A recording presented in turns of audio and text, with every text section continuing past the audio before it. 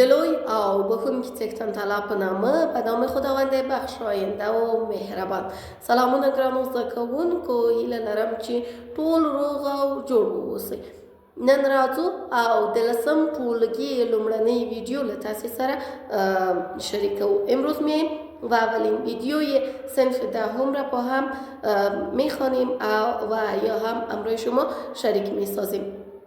لکه څنګه چې تاسو په انځور کې ګورئ، قسمی که در تصویر میبینید په د 10م ټولګي کتاب دی. کتاب صنف دهم هست، ملی سرود دی، سرود ملی هست، پښتو مضمون پښتو 10م ټولګي صنف دهم د دری ژبو لپاره برای دری زبانها د کتاب ځانګړتیاوې یعنی خصوصیات کتاب په همدې ترتیب سره د پوهنې د وزیر پیغام دی او همداسې لړلیک یا هم فهرست دی. لړلیک یعنی فهرست، شمیره یعنی شماره او له لومړي لوست نه تر 10م لوست پورې او د لوست نام عنوان او بل هم مخونه عناوین چې موږ تاسو دلته تقریبا 171 مخه لرو. 171 صفحه داریم. لومړنی لوست درس اول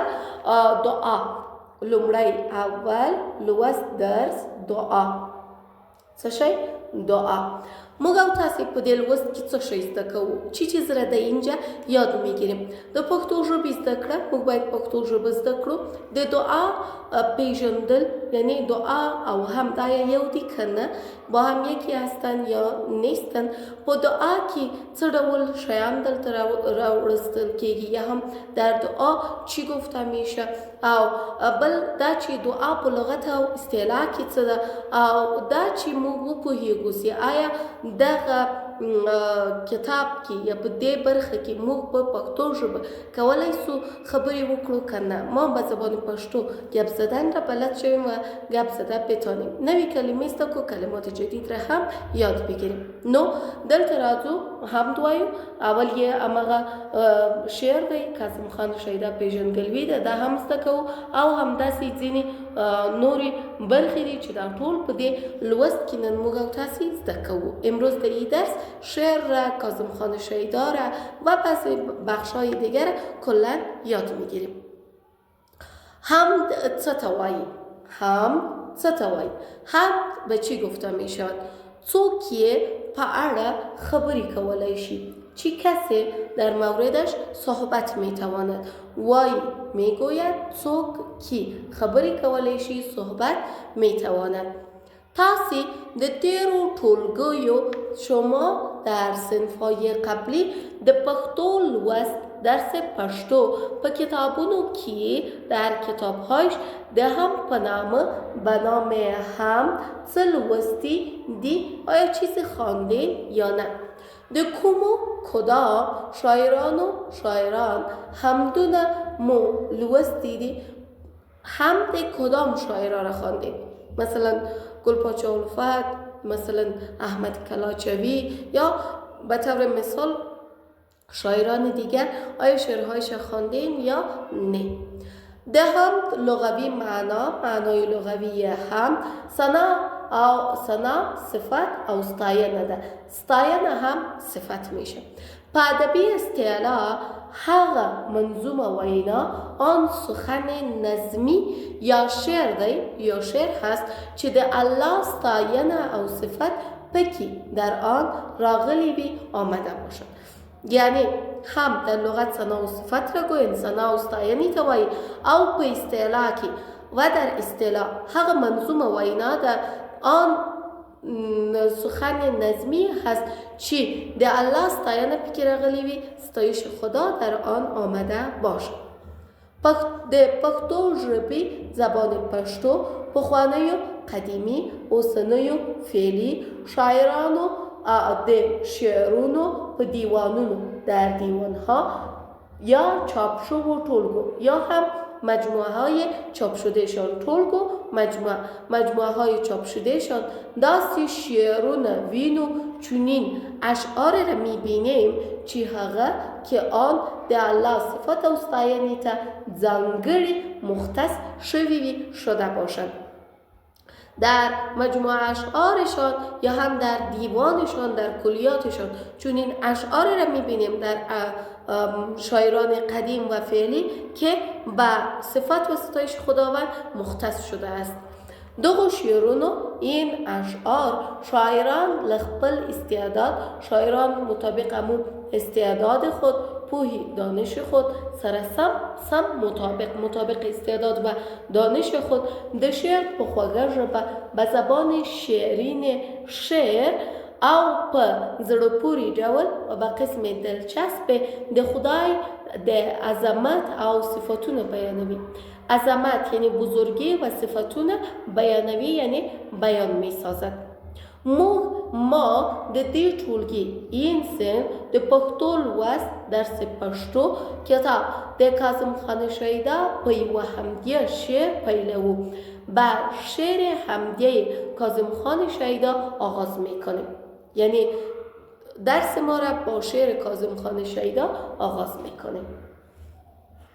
ای جهان سنیه ای ده هر آسمان بده کامله قدرت دتا دی نادره صفت دتا دی لوی دیوان دی مرتب کرده چه انسان دی منتخب کرد هر ورق دی گناگون دی هر مضمون دی بقلمون دی هر ورس ورق گردانی مخترع دی نویشانی تا لخاور و آدم ساز کرده تا همراز او تا دمساز کرد چی په ملک کې دی وجود دی بهرمند دی تا وجود دی مار هم خپل روزی مومي گاه خوړل کا گاه شومي دیده واخلې له اقربه لقمه ورکړې زما ربه ستا کرم پاکه سبحانه مگس نشړې له ځانه.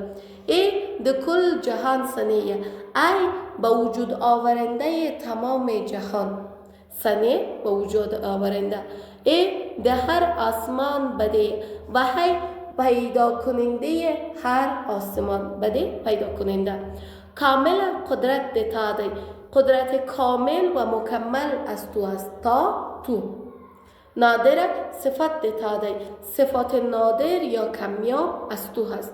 لوی دیوانی مرتب کرد دیوان بزرگ را کتاب بزرگ را مرتب ساختی منظم ساختی هدفش قرآن کریم است چی انسان دی منتخب کرد وقت انسان را انتخاب کردی هر ورق دی گوناگون دی هر ورقت مختلف است متفاوت است گوناگون است هر مضمون دی بقلمون دی و هر مضمونت بقلمون هست یا گوناگون هست بقلمون هم گوناگون معنا میده یعنی هر روزت متفاوت است و موضوع هر روزت متفاوت است. در زندگی ما روزمره موضوعات متفاوت رخ میده پس هر مضمون و هر ورقت متفاوت است. هر ورځ ورق گردانی هر روز ورق گردان استی ورق دور میدی یعنی هر روز را تبدیل میکنی مخترع د نویشانی مخترع یا اختراع کننده شان و شوکت جدید هستی. هر روز شما میبینید که به قسم تخمینی 135,000 طفل در نظر و دنیا میه. پس در اینجا ببینید میگه هر روز تو مخترع یک شان و شوکت جدید هستی یک شخصیت جدید هستی. تا لخاور و آدم ساز کرد تو از خاک آدم را ساختی انسان را ساختی تا همراز او تا دمساز کرد تو را همراز ساختی و دمساز ساختی یعنی همراز و کمک کننده ساختی چی په ملک کې دی وجود دی د او مملکتی کې د او جایی کې وجود تو هسته موجودیت تو هسته بهرمند تا وجود دی جود موجودیت از موجودیت تو بهرمند است مستفید است یعنی هیچ کس نیست که از وجود تو مستفید نباشه. مار هم خپل روزی مومی پیدا میکنه مار هم روزی خود پیدا میکنه گاه خوړل کا گاهی شومی گاهی میخورد و گاهی هم میآشامد دیده وقتی لعقربه، دیده یا نور چشم عقرب گشتم را تو از پیشش گرفتی، لقمه ور کردی زما ربه، اما لقمهش پس دادی برش. دیدهش گرفتی ولی برش لقمه دادی، با وجود از اینکه گشتم دیده نمیتونه ولی حس بویایی از او قدر قوی هست که فقط بوی خون را استشمام بکنه دفعتا اونمون نفر را میگزه. پس وقتی دیده را تو از او میگیری اما بر از او لقمه میتی و نان میتی. ستا کرم پاک سبحانه، کرم تو، فضل تو ای سبحان پاک، ای خدای پاک قدر هست مگس نشری لزانه، حتی مگس را از خود نمیرانی. شری راندن لخوان از طرف حتی از پیش خود مگس را نمیرانی. کاظم خان شیدا، کاظم خان شیدا د افضل خان خټک زوی پسر، د اشرف خان هجری لمسی نواسه او د خوشحال خان خټک کړوسی کواسه هست.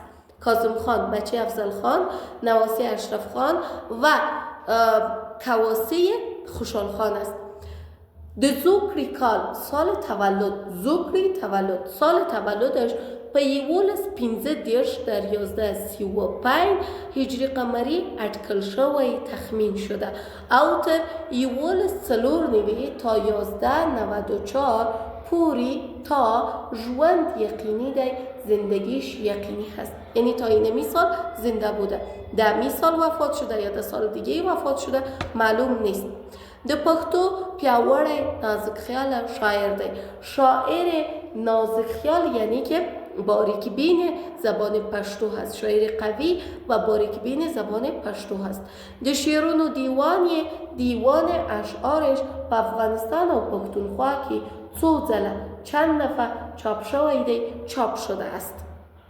د متن لنډیز یعنی خلاصه درس، چیزی که در شعر خواندیم او را در اینجا به قسم نثر یاد میگیریم. ای خدا در طول جهان جوړون که سازنده جوړ کننده تمام جهان، در هر آسمان پیدا کون که پیدا کننده هر آسمان، ته بشپړ قدرت لري، تو قدرت کامل داری، بشپړ کامل او ټول ستاینی و تمام ستایش ها، صفت ها او نمانزنی و عبادت ها تا لردی برای توست.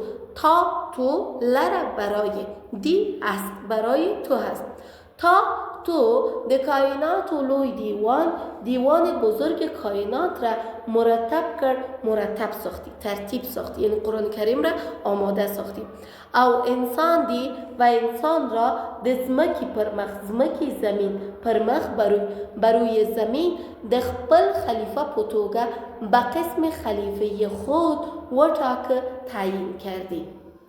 ته د ډول مخلوقات و خالقی، تو خالق مخلوقات متفاوت هستی، گوناگون هستی.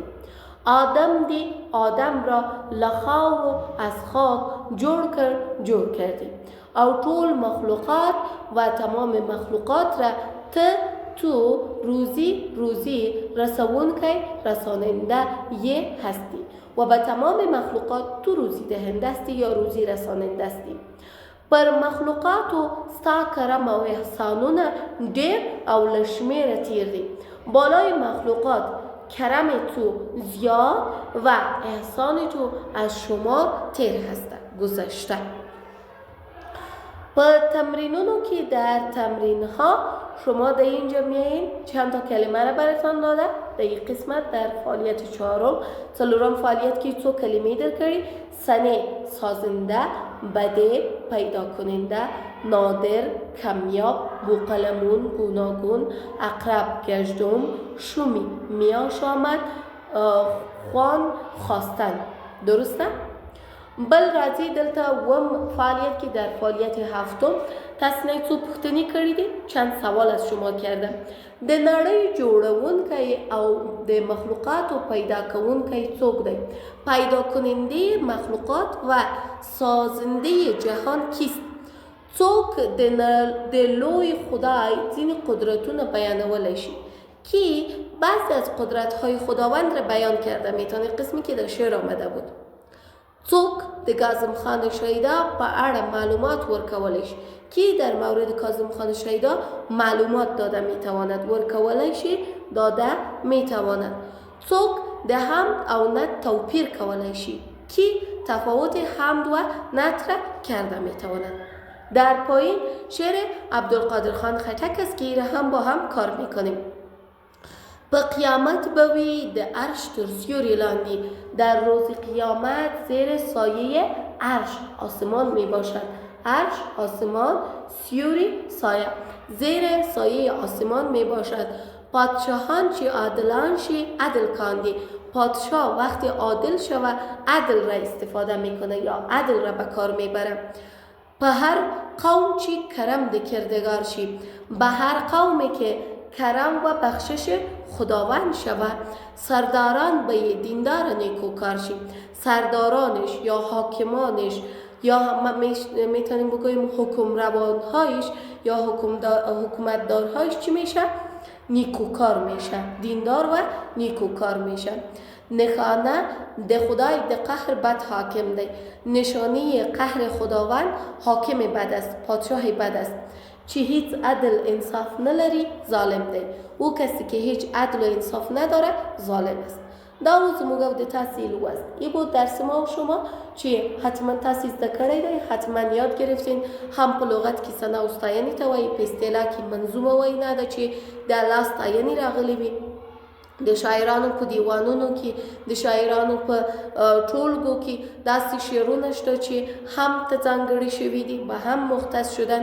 په دې شعر کې کاظم خان شیدا د الله تعالی ټولې ستاینې راوړې وې، تمام ستایشش آورده بود چې موږ او تاسو په متن لنډیز کې ولوستلې. کاظم خان شیدا د خوشحال خان خټک لمسی، د اشرف خان لمسی، د افضل خان زوی دی او دیوان لري. او همداسې تاسو کولای شئ، شما میتونید ویدیو را که دیدین بعد از دیدن ویدیو یکی از این سوالات را برای جواب بدین یا میتونین به یکی از این کلمات جمله بسازین تا که بفهمم که درس بلد شدین. ترڅو پوشم چې لوست مزده کړی دی او که چیرته بل پوښتنه هم لري لما سره یې شریک کولای شئ. اگر سوال دیگه هم دارین با من شریک ساخته میتونین. تر بیا چې د لسم ټولګي بل ویدیو ته چمتو کوم، تاسو په پاک ذهن تلاش سپارم و خداوند منان میسپارمتان. خاد او آباد اوسئ.